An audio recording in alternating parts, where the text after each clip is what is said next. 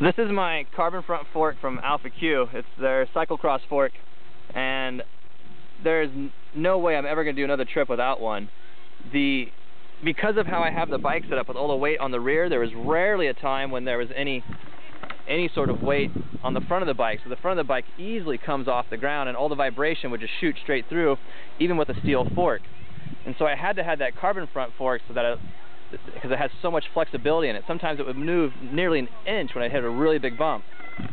Now, to also help support my hands, that fork would go straight up to a flat top handlebar and help me disperse a lot of weight there and wouldn't make the ride so hard.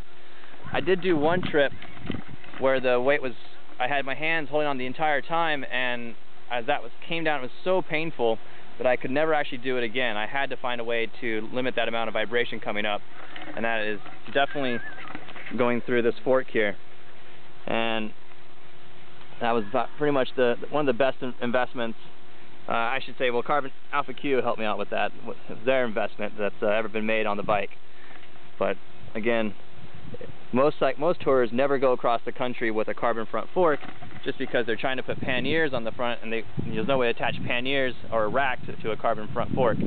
And I found a way to limit all of my materials and all my supplies to the rear of the bike and make the bike as light as possible and give me that front fork there. And it just makes the ride so nice. Yeah, I would never do another trip, I think, without one.